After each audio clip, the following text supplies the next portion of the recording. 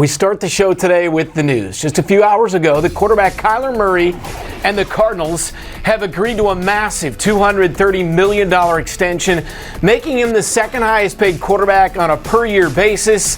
Gary, what do you make of the deal?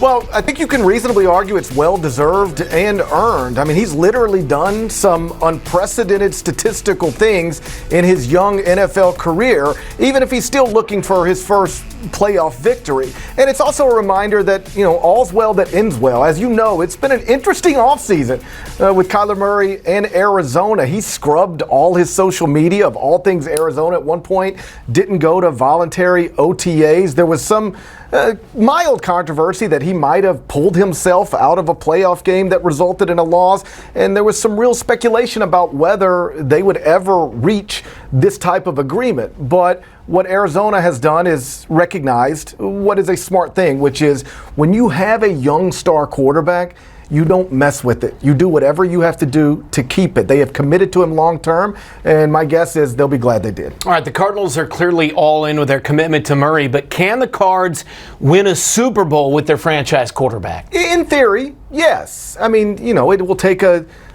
great offensive line and giving him weapons and a defense. I don't care how great you are in the NFL at that position, unless you've got the necessary help, you're not going to win a Super Bowl. So you've got your quarterback of the future, your franchise face, locked in for a while. Now it's up to Arizona's front office to put the proper pieces around them to give him a chance to not only eventually and hopefully soon get his first playoff victory, but yes, one day take it all the way to the Super Bowl and then hold that trophy as well. The 49ers have reportedly agreed to allow Jimmy Garoppolo's agents permission to seek a trade. Garoppolo has an outstanding record as a starting quarterback, winning 70% of his career starts, but he is recovering from off-season shoulder surgery. GP, what kind of starter can the 30-year-old signal caller still be? A capable one. There's some advanced metrics that show you can win more with Jimmy Garoppolo than without him. I recognize there might be a ceiling on what you can be with him, but you can win games with this guy. He's scheduled to make $25.6 million this upcoming season. The salary cap number is right at $27 million, and not every franchise that would like to have him can absorb that entire salary, although that type of thing can be worked around. Cleveland, I think, makes the most sense for a lot of obvious reasons tied to the status of Deshaun Watson. We don't know if he's going to be able to play at all this season or when he'll be able to play, ever again. He's facing possibly a lengthy suspension. So if you're Cleveland and trying to figure out how to get by until that thing is resolved, I think Jimmy Garoppolo makes a lot of sense. That brings us to Jimmy G's current team, the 49ers, who are still in an unresolved situation with wide receiver Deebo Samuel, are handing the reins to second-year quarterback Trey Lance. Are the 49ers making the right move in turning to Lance? I think so. I mean, listen, they know what they've got with Jimmy Garoppolo, and they are still trying to figure out, what they drafted in Trey Lance. And now's the time to figure it out. Put him on the field and say, this is your team. You don't have anybody looking over your shoulder. We're not, if you have a rough week 1, week 2, going to go back to Garoppolo because in theory he won't be here. This is your offense. Now go show us that we were smart to draft you where we drafted you. Whether it'll work out or not, I mean, who knows? The truth is, if you bet against all these guys, just say, I don't think it'll work out, you'll end up being right more often than wrong. That's why, again, Arizona commits all the money to Kyler Murray because they know they've got the guy. That's the hardest thing to find in the NFL, the star quarterback. And so I'm not optimistic necessarily that this is going to be a sure thing, but if you're San Francisco, it's time to find out. Mets starting pitcher Jacob deGrom continues his rehab to work his way back onto the field. Gary, how important is Jacob deGrom to the success not only for the Mets' second half of the season, but also their ability to make a deep run in October? Well, he's crucial. Now, obviously, the Mets can be really good without Jacob deGrom. They are really good without Jacob deGrom. One of the best records in Major League Baseball. They got a 2.5 game lead on the Braves coming out of the All-Star break in the NL East.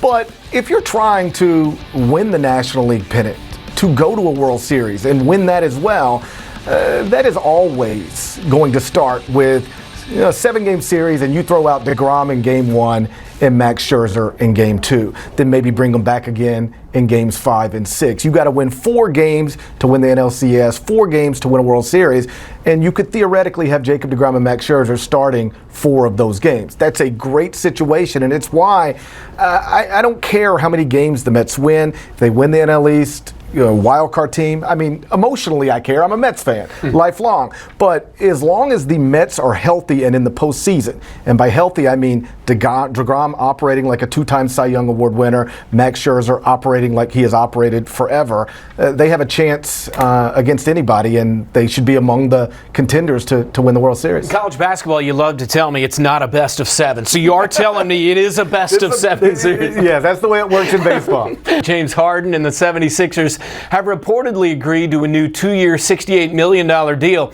Is Philadelphia finally primed to get over the hump and win the East? Maybe. I wouldn't make them the favorite, but I do like what James Harden has done here. Every player talks about how winning is the most important thing to them, but they don't always show it. And James Harden is showing it. He could have opted in to a 1-year, $47.4 million deal. And instead he opted out of that to take less money this season. It's 2 years, $68.6 million, $33 million this season, player option again for the next season. And by leaving roughly $14 million on the table, Philadelphia was able to go out and add P.J. Tucker, add Daniel House, add some pieces that can theoretically help Joel Embiid and James Harden take this thing to the next level. But ultimately, whether the Sixers get there or not, I don't think it's going to come down to Daniel House or P.J. Tucker. It's going to come down to, is James Harden great?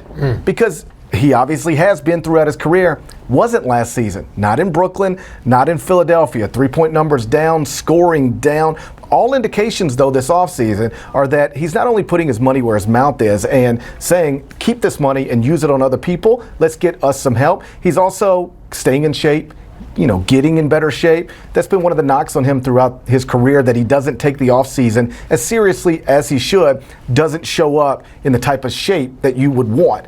Hopefully for Philadelphia, that is something that changes this offseason, and then if he can stay healthy, return to his all-star level form, and Embiid continues to stay healthy and operate at the tip-top of the sport, yeah, in theory, Philadelphia can compete for the East. It's time to shine. Let's shine on baseball. We see Gary's top 10 teams in the majors as baseball starts up again today.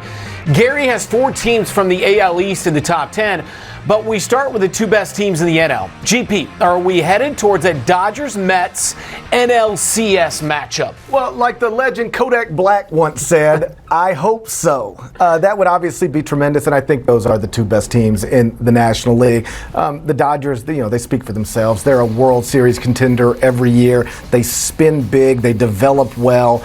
They can hit. They can pitch. They can do all the things you need to do to not only compete for a World Series, but yes, win it. The Mets, some of it's going to come down to health. And by health, I mean, can Max Scherzer stay healthy, and can Jacob deGrom get healthy and get back on the mound? We talked about deGrom earlier. He is scheduled to be back really, really soon. And as long as you're the Mets and you're in a playoff series against literally anybody, if you can go deGrom in game 1 and Scherzer in game 2, you're off to a great start. Meantime, the Yankees have been the best team in the American League all season. So is it World Series or bust this year? Isn't it every year for the Feels Yankees? like it. That's all they do is count world championships. No, listen, they're maybe arguably the best team in Major League Baseball. Certainly got the best record, 64-28. Aaron Judge is having a MVP season. Giancarlo Stanton just won MVP honors at the All-Star game. Garrett Cole pitching well. Nestor Cortez pitching well. The Dodgers, Astros, Mets, even the reigning World Series champion Atlanta Braves are all real threats to the Yankees. But as of this moment, in the betting markets, the Yankees are considered the favorite to win the World Series. Then I think if you talk to Yankee fans, anything short of that is going to be at least a little disappointing. 12 days away from the trade deadline. The biggest name on the market is Juan Soto. Is Soto worth trading the farm for? I would do it. I would actually purchase a farm and then hand it to Washington myself to get him shipped over to Citi Field to play for the New York Mets. Obviously, a list of contenders have already reached out to the Nationals after Soto reportedly declined a 15-year, $440 million contract, which, on the surface level seems crazy. How could anybody turn down $440 million? But the truth is, on average per year, it's a little less than $30 million per year, and he probably is worth more than that. Like, you might be able to trade for him and then lock him into 10 years, $400 million, and then he hits free agency again at 33. And with the DH being in both leagues now, he could sign another big deal and make somewhere around $700 million in his baseball career. That is not outlandish. But back to this first question, if I'm the Dodgers, if I'm the Yankees, if I'm the Mets, any of these big market teams that can actually spend on a player of this caliber, absolutely, I'm doing whatever I got to do to trade for him. People fall in love with prospects all the time. Most prospects do not become what you think or hope they're going to become. So I'm happy to give up prospects, other pieces, trade for Juan Soto, sign him to a long-term deal because he's one of the most dynamic young players, a 23-year-old superstar that we have in baseball. All right, the closest division in baseball is the NL Central. A half game separates the Brewers and Cardinals. So, Gary, who's going to win the Central? I'm going to go with the Cardinals. Now, the Brewers do have that half-game lead over St. Louis right now, but something to pay attention to. Josh Hader has not been very good this season. His career has been unbelievable. Career ERA of 2.48, 1.23 ERA last season. It's up to 4.50 this season. And if you're telling me Josh Hader is just going to be okay or even worse than that, then I think that's the type of thing that allows St. Louis to fly past Milwaukee in the standings. Paul Goldschmidt's having an MVP caliber season. He has been terrific. So though the Brewers have that half-game lead right now, if I were betting on it, I'd bet the Cardinals pass them at some point and finish first in that NL Central. In recent years, there have been surprise teams that make a deep run towards a World Series title. Who should we be keeping an eye on the rest of the way? I'll go with the Chicago White Sox. They've been one of the most disappointing teams in Major League Baseball this season, just sitting here at 46 and 46, but they're still only 3 games back of the Twins in the AL Central. The Twins are good, but not great. The Guardians are good, but not great. Both of those teams are catchable. And the White Sox are still a team that, remember, was projected to win 90-plus games in the preseason. They're not going to get there, or at least it seems unlikely they're going to get there, but they still have 4 guys hitting above 300, most notably Tim Anderson.